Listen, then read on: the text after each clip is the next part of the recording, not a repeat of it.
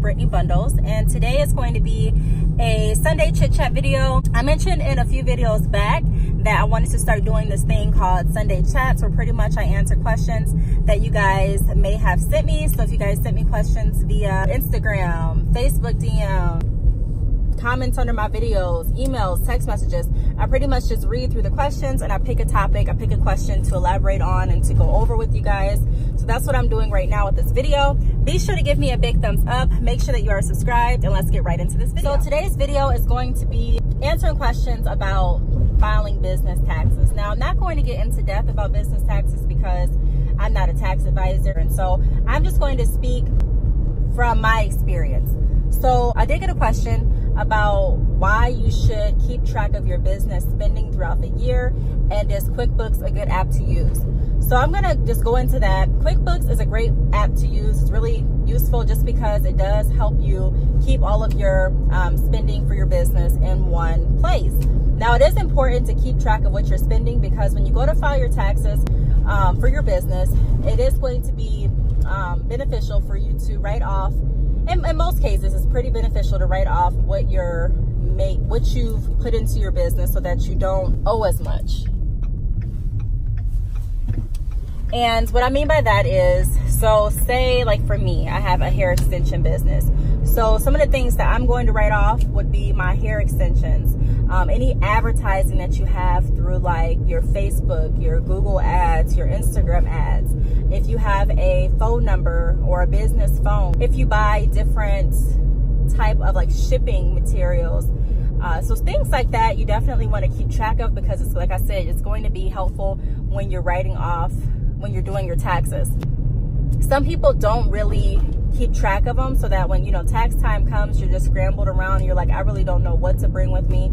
I don't know what I have, what I wrote off, how much I spent, you know. So you want to make sure that you're keeping track of that. If you have a certain business where you're traveling, you want to make sure that you're keeping track of your mileage and also your gas, because you can look at writing that off. But pretty much everything that you spend, you want to make sure that you can account for. So even like with my salon, I was able to write off some of the things that I bought for the salon. So like the equipment, the paint that I used to paint the walls, any mirrors, or anything that I pretty much spent for my business is a business expense. And you want to make sure that you can write them down. Now, what some people do, before I got QuickBooks, I would just keep track of my receipts. I would literally just put my receipts in like a plastic baggie. But the thing with that is that you always run the risk of losing that baggie, which has happened to me a few times. I do most of my business purchases on my business card, and if it's not on my business card, I still have a record of it. So if the IRS wanted to see, you know, hey, you said you spent this much on your business, can you prove it? I would be able to prove it. So that's pretty much what it boils down to, just being able to prove what you spent for your business. And honestly, especially if you're a startup, you're going to spend, I don't want to say you're going to, but a lot of startup businesses spend a lot in the beginning. You may not even notice how much you're spending, but it's a good idea to keep track of all that. Even for like your websites, that's a business expense. If you're paying $29 a month or more, whatever you're paying per month for your website, that's something else that you can also write off. So you want to be conscious of that. So to answer your question, do I use QuickBooks?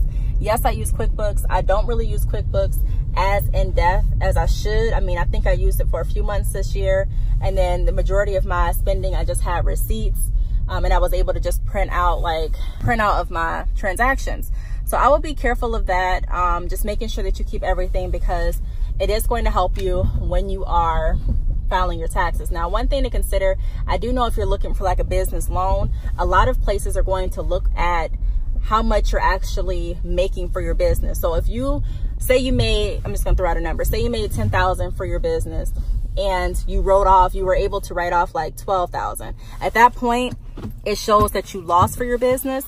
And that's what a lot of business owners want it to look like on paper, just so you don't have to pay as many taxes. But at the end of the day, if you're trying to go and apply for a loan in your business name, it can hurt you, because a lot of places are going to look and say, well, hey, like at the end of the day, your business doesn't make anything, because you know, on paper, it looks like you wrote everything off. So it looks like you really don't make anything. Yeah, you make 10, but if you spend 12, you don't have a profit. So a lot of businesses or a lot of institutions will turn you down for a business loan because of that. So you want to be conscious of that. I mean, there's perks with writing off a lot of things and there's perks with not. Ultimately, I don't want you guys to get discouraged from making money. Like, the goal is to make as much money as you can with your business, but it's just to be smart. Actually, find a tax advisor that you really trust.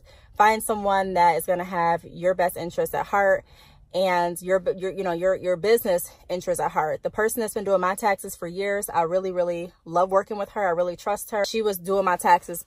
She's done my taxes for as long as I can remember, and she always makes sure that everything works out well. So I just make sure that I do my part throughout the year, which is doing the best that I can with my sales, and then making sure that I keep a record of how much I'm actually spending for my business. That's why I say, when you guys ask me how much you should price your products, I'm not going to tell you a specific amount that you should price your products, because it all depends on what you're trying to do. It all depends on, you really. It depends on how you buy the hair. It depends on how much money you need back, how much profit you're trying to get back for this hair. You may, want a lower profit than me. You may want a higher profit than me. You may not care about getting a profit. You may just care about getting your name out there right now. It all depends on where you're at and what you're aiming for. So it's really hard to say, this is what you should price your products at. Now, with that being said, I still do get questions about, pricing bundles. So I have a video about that. I'm going to link that below. But what I'm also wanting to do is I want to make like a visual video where I can kind of show you guys, this is how I price my products. I'm not telling you guys how you should do it. I'm just going to show you guys how I price it, because I look at everything. I look at how much I'm buying the hair for, and I look at how much I need to get back for a profit.